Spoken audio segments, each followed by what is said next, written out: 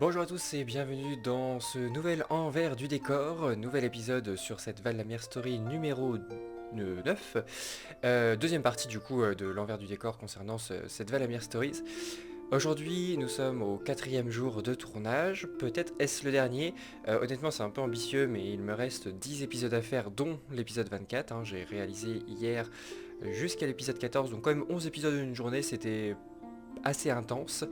Vous aurez un petit délai entre les deux vidéos, mais dans l'idée, voilà, c'est la continuité du précédent vlog de tournage, qu'on pourrait l'appeler.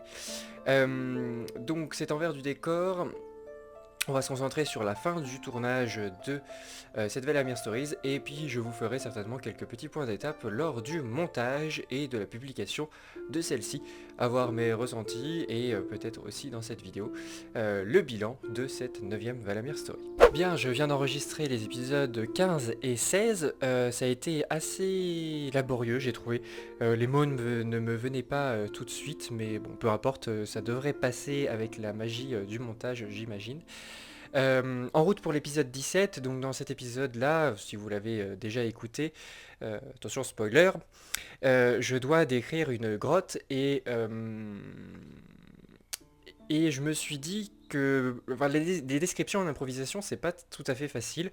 Autant improviser des dialogues, c'est beaucoup plus facile, je trouve, en improvisation, d'ailleurs, qu'à l'écrit directement.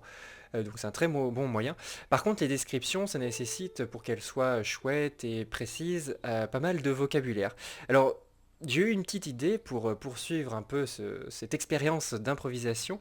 Ça va être de, je sais pas, me prendre peut-être une petite dizaine de mots et d'essayer, autant que possible, si ces mots sont un peu cohérents quand même, de les replacer dans mon improvisation, ou du moins que ça serve un peu d'association d'idées en fait, pour décrire une grotte-temple dont il est question dans cet épisode 17. Hop, alors, du coup, j'ai pris un autre générateur de mots aléatoires. Ce qui m'embête un peu dans ces générateurs, c'est qu'il n'y a pas tant de mots que ça au final. Ils disent 3252 mots différents. J'ai peur qu'on tourne un peu en rond. Bon, c'est beaucoup, certes, mais ça me paraît pas si énorme que ça. Peut-être qu'à l'occasion, j'en coderai un avec une API branchée sur un dictionnaire, enfin bref, pour avoir un peu plus de personnalisation et peut-être aussi, je sais pas si ça existe, des banques de mots avec des référencements par catégorie, par thématique, etc. Ça pourrait être intéressant parce que, bah, par exemple, avoir une thématique sur les paysages ou des choses comme ça, bah, voilà, avoir des mots qui soient thématisés, ça pourrait être assez intéressant pour de l'improvisation. Alors du coup, j'ai un petit bout de papier, là c'est pour ça que je regarde en bas. Euh, donc snack c'était pour mon échauffement. Parasol, ça peut se faire. Ça peut donner des idées après pour décrire un temple, une grotte. Gencive, ouais, ça va être un peu difficile. Otage, oui ça, bah, c'est un mot qu'on pourra replacer. Frites, ouais, bah ça peut faire des descriptions qui sont un peu rigolotes aussi, donc on va garder. Hercule, oui, même si enfin, ça fait référence à, comment dire, à la mythologie grecque, donc ça n'a pas tellement sa place dans les terres de Mandelsi. Par contre, on a des termes comme herculéen ou ce genre de choses pour définir quelque chose qui est, comment dire, énorme, une tâche absolument inaccessible, gigantesque, et eh bien ça peut rentrer. Je ne m'interdis pas de, voilà, Hercule, Herculéen, vous voyez, c'est des mots qui sont proches. L'idée c'est véritablement d'avoir ici une dizaine de mots qui servent de source d'aspiration. Si j'y arrive, pourquoi ne pas les replacer, mais plutôt éventuellement fonctionner comme association d'idées. Ici, rouge, donc ça marche plutôt bien. Nuit. Oui, ça va pas beaucoup m'aider pour la description, mais pourquoi pas. Tonte, impossible. Ouais, impossible. Théâtre, ouais, ça c'est pas mal. Ça me permet d'essayer d'imaginer. Là, je suis en train de, en même temps que j'écris les mots et que je vous parle, j'essaie de m'imaginer un lieu où on pourrait avoir des motifs en forme de parasol. Bon, otage, ça va plutôt faire référence à la situation d'Alfred dans cet épisode 17.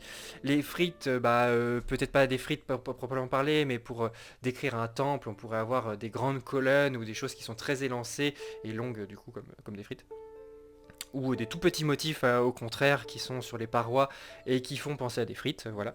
Hercule, Herculéen, alors là c'est plus pour la grandeur du lieu je pense, en disant, je sais pas, que les personnes qui l'ont construite, ça devait être une tâche herculéenne par exemple. Rouge, bon ça c'est assez facile. Nuit, par exemple là encore pour décrire les couleurs on peut parler d'un bleu nuit.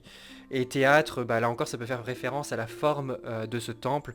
C'est un temple qui est sous terre et une forme de grand théâtre, voilà. Vous voyez tout ce qu'on peut faire comme association d'idées à partir de juste, là j'ai 7 mots.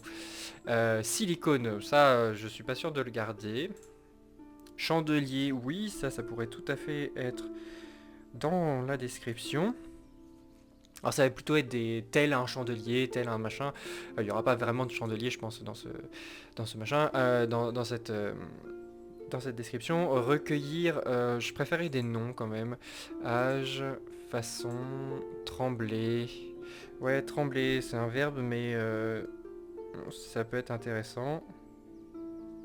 À replacer.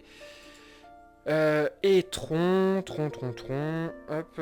C'est assez similaire à frite, hein. C'est-à-dire qu'on va évoquer des choses assez longues et qui peuvent servir de support. Enfin voilà, c'est ce que ça m'évoque. Un petit dernier quand même pour avoir tremblé. Vous voyez, ah voilà, une chance sur 3252. Et en 4 mots, on tombe sur les mêmes. Donc le dictionnaire ici, il n'est pas suffisamment grand. Et bon, j'en avais consulté quelques autres. Et pareil, voilà, c'était autour de 3000 et quelques mots. Lundi, non. Caravane, non. Brouillé, non. Cascade. Ah, ça c'est chouette comme mot, ça. Voilà. Donc je vous redis les mots et puis à vous de reprendre l'épisode 17 pour éventuellement retrouver ces idées ou en tout cas des choses qui évoquent ces idées. Donc j'ai le mot parasol, otage, frite, Hercule, herculéen, ça sera plus ça je pense. Rouge, nuit, théâtre, chandelier, tremblay, cascade. Et donc en route pour cet épisode 17 dans lequel je vais décrire un temple entre autres actions. Toujours quatrième jour de tournage, j'ai tourné les épisodes 15 à 21. Donc ça fait quand même pas mal d'épisodes, ça fait 1, 15, 16, 17, 18, 19, 20, 21, donc 7 épisodes. Il m'en reste 3, je pense que je vais arriver à les tourner aujourd'hui. Le 22 et le 23 c'est sûr, le 24 il y a 5 scènes donc ça risque d'être un petit peu plus long. C'est l'équivalent de 2 épisodes du coup. Mais ça devrait le faire. Je suis hyper content de ce que je suis en train de produire. Il y a des scènes qui sont un peu plus difficiles que d'autres, certaines qui vont être un peu plus courtes que ce que j'imaginais. Mais c'est un peu la faute à mon script que je n'ai pas du tout ou très peu retouché. Voilà, donc ça devrait bien se passer et pour la suite et fin de ce tournage.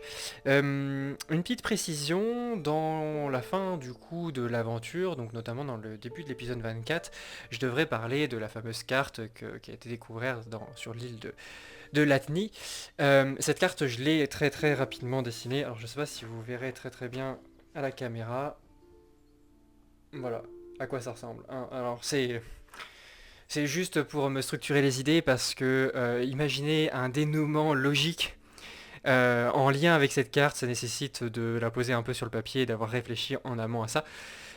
Pareil, vous allez voir il va y avoir, ou vous avez vu peut-être, qu'il y a une histoire de poème, notamment au début de l'histoire, et puis ici dans cet épisode 24. Et ce poème, il est déjà écrit. Donc j'ai là, dans ce petit carnet, tout un tas de notes que je prends et de temps en temps j'écris des poèmes. Hop, vous pouvez notamment voir ici le symbole d'Enital que j'avais préalablement dessiné. Vous voyez, il y a tout un tas de petits éléments comme ça que je mets en place et que je dessine. Et juste le temps que je la retrouve, il doit y avoir quelque part le poème. Donc oui, voilà. Exactement. Ici, vous avez le fameux poème, donc, qui est écrit de manière tout à fait biscornue. Donc, ce n'est pas un poème qui est improvisé, ça va de soi. je peux pas faire des vers en rime en improvisation, je ne suis pas suffisamment bon improvisateur pour ça, il y en a qui y arrivent et c'est extrêmement chouette quand vous écoutez un spectacle d'improvisation où certaines personnes arrivent à vous faire des vers comme ça en direct complètement improvisés. Ce n'est pas mon cas.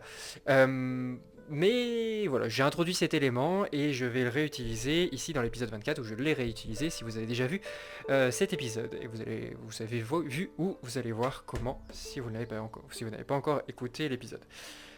Voilà, juste ce petit point pour préciser que quand je dis improvisation, effectivement, donc la trame n'est pas improvisée et certains éléments sont aussi prévus un petit peu d'avance.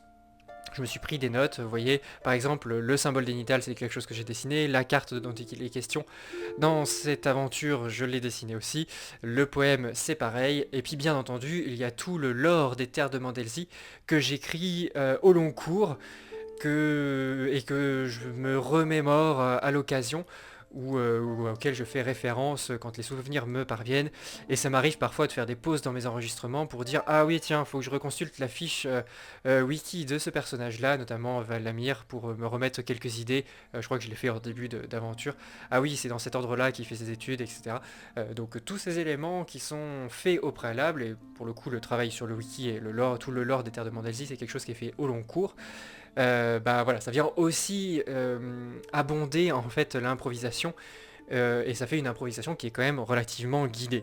On part pas de zéro. Je pourrais aussi essayer de le faire, essayer de raconter une histoire au long cours, je sais pas, sur une demi-heure par exemple, sans que ça ait de rapport avec la terre de Mandésie pour voir ce que ça donne. C'est des choses que j'avais fait en théâtre d'improvisation, donc c'est pas impossible à faire, hein. Et ça marchait plutôt bien. Je me souviens que lors de ma première performance d'improvisation théâtrale, ça s'appelait les Pépites, j'avais fait un solo de environ 4 minutes, avec le thème c'était la graine de cœur, et c'est tout. Et voilà, et là, donc là on est tout seul face à un public, et il y avait à peu près 100 personnes, à improviser quelque chose. Et j'étais très content de ce que j'avais improvisé, et les gens avaient été très emballés aussi. Au détail près que je parlais sans doute pas assez fort. Mais bon, ça c'est les défauts du début du théâtre d'improvisation. Bref, tout ça pour dire que finalement, ce que je considère ici comme de l'improvisation pour ces Valamir Stories, c'est de la semi-improvisation. Les choses sont bien guidées, et en particulier toute la trame et tous les éléments de lore qu'il y a derrière. Donc ayez bien ça en tête lorsque vous les écoutez, pour pas croire, effectivement, hein, donc restez modeste un petit peu, enfin, j'essaie de rester un peu modeste sur ce travail d'improvisation, hein. C'est pas de l'improvisation pure, il y a quand même quelques garde-fous derrière, mais ça permet aussi d'avoir une histoire qui, je pense, est cohérente et intéressante. Non pas que les histoires d'improvisation ne sont pas cohérentes ni intéressantes. La cohérence, des fois, bon, c'est pas toujours ça. Elles sont souvent très intéressantes et surtout très drôles parce qu'il y a beaucoup de situations justement qui jouent de ces incohérences ou de situations un peu burlesques. Mais là, c'est pas tout à fait ce que je cherche pour les Valamir Stories. Je cherche à faire des histoires qui soient un peu réalistes quand même, qui soit cohérente du bout à la fin, même si vous avez pu voir que dans le secret de Mummy of Good, c'était pas toujours ça. Mais là, je pense que pour Salit Nital, première des cités perdues, ça sera bien le cas. Et donc réaliste, cohérente et surtout qui vous transporte un petit peu. Donc on doit aller, voilà, qui font travailler votre imaginaire, et ça, bon, le théâtre d'improvisation le fait aussi. Jour 4 de tournage, et je viens de clôturer l'épisode 24. Je vais vous dire, un peu fatigué. J'ai tourné du coup 10 épisodes aujourd'hui, dont l'épisode 24 qui est à peu près l'équivalent de 2 ou 3 épisodes. Là vous voyez, la dernière scène fait 10 minutes d'enregistrement. Sachant que en moyenne un épisode c'est 10 minutes, sachant qu'il y a deux scènes aussi de cet épisode 24 qui font 6 ou 7 minutes, et les deux premières scènes font aussi 10 minutes. Donc voilà, on est sur pratiquement 3-4 épisodes d'un coup, donc je suis un peu fatigué. Mais du coup c'est la fin de ce tournage, et du tournage du coup de cette 9e Valamir Stories, qui, vous l'avez certainement déjà vu, mais moi je suis très content qu'elle puisse enfin se réaliser.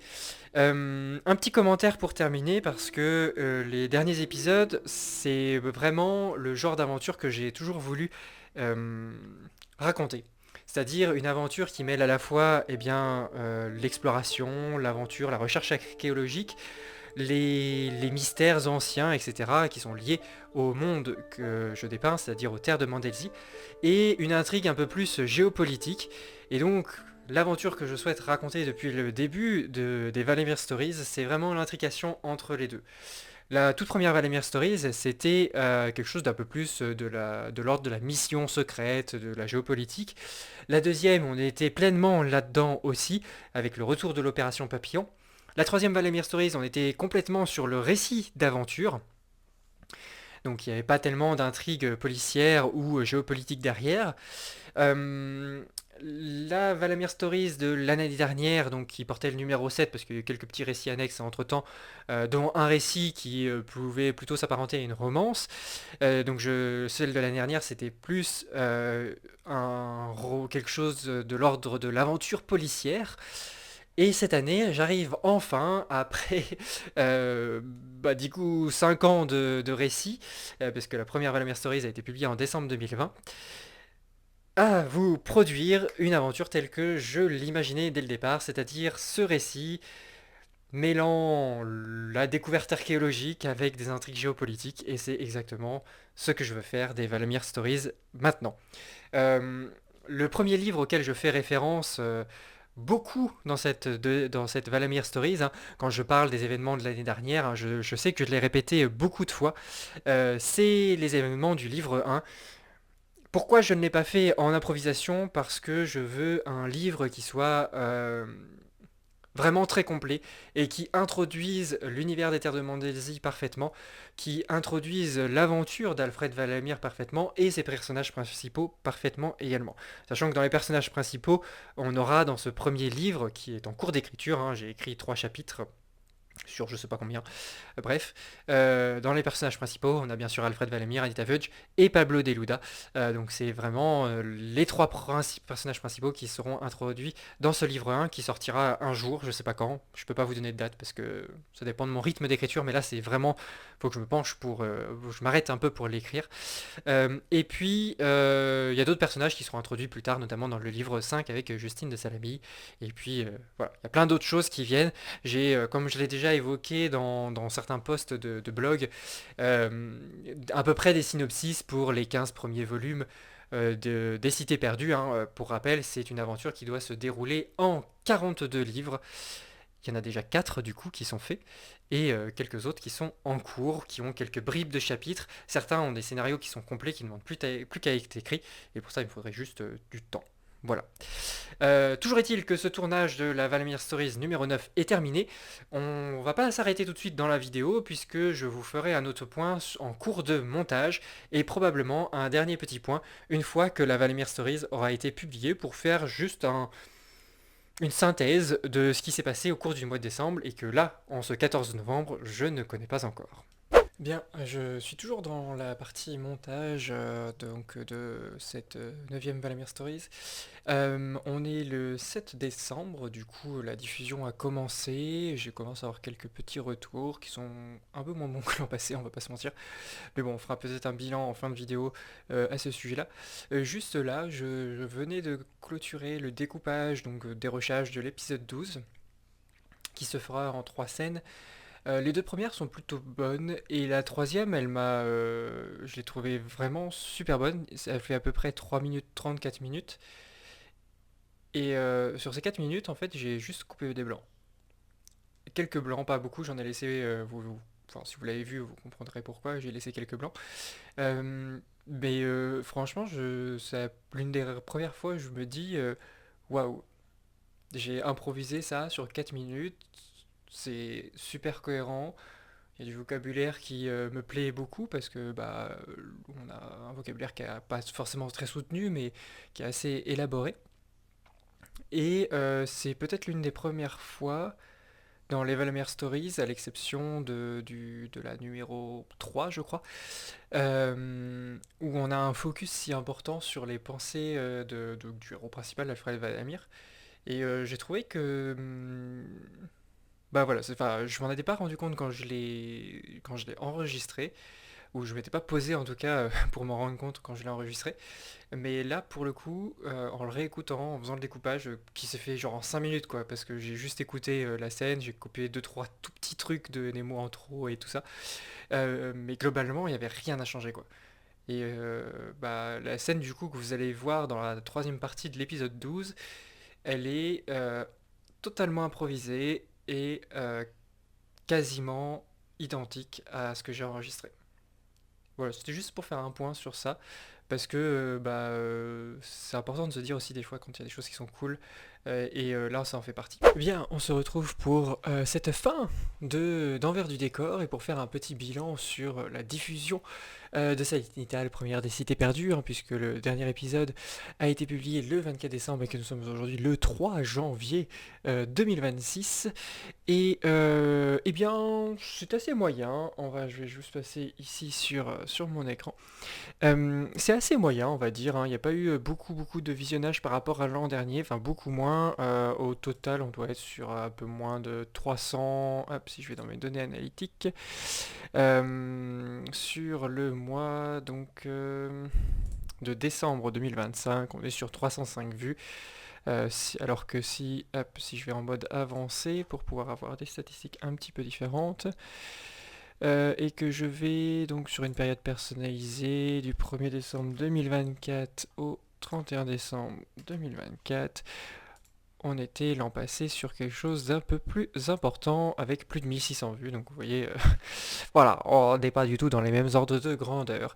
Donc oui, un petit peu de déception pour la diffusion de cette Valamir Stories. Peut-être que c'est aussi dû au fait que j'en ai moins fait la promotion que l'an passé. Malheureusement, j'ai pas eu trop le temps et j'ai l'impression, en termes de ressenti, que j'ai un peu bâclé le montage dans certains cas.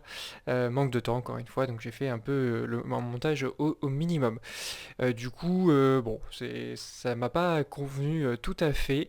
On va voir si l'intégrale trouve un peu son public, hein, si on regarde l'intégrale de l'an passé, et j'essaierai d'en faire la promotion à un moment où je suis un peu disponible. Mais l'intégrale ici a quand même 226 vues, donc c'est quand même assez conséquent. Et donc ça serait cool que l'intégrale de cette Valamir Story 9 ait elle aussi une bonne diffusion. Pour continuer sur les statistiques, on est quand même sur une Valamir Story 9 qui est la plus longue de toutes, hein. Vous les avez juste là sur cet Excel. Je mets un tout petit peu. Mais la première, voilà, 18 minutes. La deuxième, 2h15. Hein, donc c'était le premier calendrier de l'avant avec le retour de l'opération Papillon. La troisième, donc un one-shot de 34 minutes, qui est un bon format, je trouve, que j'essaierai de réitérer. Le Glacial Rhapsody, donc 2h55. Après, on a deux petits poèmes ici. Le secret de Mamie No Good 3h18, un petit poème de nouveau, et du coup, Silsalit Nital, première des cités perdues, 3h31. Voilà, je me suis amusé à noter un petit peu tout et surtout à comparer les quatre calendriers de l'avant. Donc ça c'est cool que ça soit... je pense que c'est la durée maximum qu'il faut pas dépasser. Ah, là on a quand même des épisodes qui sont en moyenne autour de 7-8 minutes. Vous voyez hein, ici dans la colonne, là où on était un peu sur des durées inférieures avant. Donc c'est un peu long, j'ai eu quelques retours de mes proches sur le déroulé de l'histoire. Alors, de ce que j'ai eu comme retour notamment, le fait que le début de l'histoire est peut-être un peu long à démarrer, ce qui est tout à fait vrai. Peut-être que ça se ressentira moins en livre.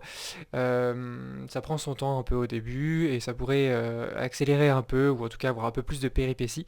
Et surtout la fin, donc le dernier épisode qui malgré sa longueur de 30 et quelques minutes, 30 minutes 48, eh bien, reste trop rapide. Et ça, c'est aussi quelque chose que j'ai ressenti lorsque j'ai fait le montage de l'épisode 24, où j'ai trouvé que la première séquence était très chouette. C'est la première séquence dans laquelle on découvre le cheminement pour trouver l'emplacement de la cité. Donc je trouve que c'est plutôt bien décrit, qu'on se visualise assez bien ce qui se passe et comment on reconstitue la carte à partir des différents symboles, etc. et du poème. Et puis ensuite, les 5 ou 6 séquences suivantes, elles sont trop rapides, ça va pas assez dans la description, l'action est à mon sens un peu confuse. Il n'y a pas trop le suspense et je trouve comment dire, l'émerveillement de la découverte, on le ressent pas assez. Et donc ça, c'est des choses que j'essaierai d'introduire plutôt dans la version écrite.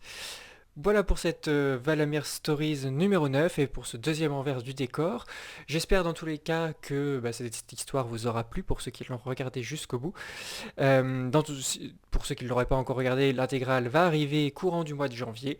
Normalement, je vais essayer de faire là aussi un montage peut-être un peu sommaire en conservant les intros, conclusions pour bien séparer les épisodes parce que à la différence des autres Valamir Stories où on a une des scènes uniques par épisode, là on a des scènes multiples et donc pour bien séparer les épisodes, je vais conserver les génériques. Je vais virer 2-3 trucs, mais je vais quand même conserver les génériques, ce qui devrait me permettre de faire l'intégrale plus rapidement aussi. Bref, c'est de la tambouille.